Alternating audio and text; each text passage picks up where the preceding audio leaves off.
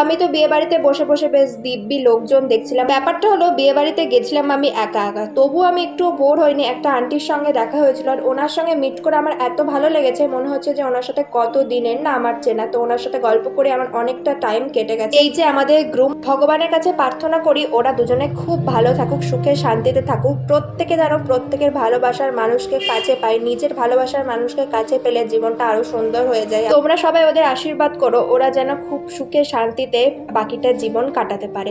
আর এই যে আমি নিজেও এক গাদা ছবি তুলেছি আর সাথে দাদাদের সঙ্গেও ছবি তুলেছি। ব্যাপারটা হলো বিয়ে বাড়িতে যতটা এনজয় করবো ভেবেছিলাম ততটা এনজয় একেবারেই হয়নি, কারণ আমি যতই সেজে গুজে ঘুরি না কেন আমার মনে কিন্তু একটা চাপ চলছিল, কালকে আমাকে এক্সাম দিতে যেতে হবে। যতই হাসি খুশি করে ভিডিও করা হোক না কেন, মনের মধ্যে যদি একটা টেনশন থাকে না, সমস্ত এনজয় কিন্তু একেবারে মাটি হয়ে যায়। তবে আজকের আমার লুকটা আমার নিজেরই ভীষণ ভালো লাগছিল। এই লেহেঙ্গাটা আমি অনেক বছর পর পরলাম। আজকের মতো এইটুকু।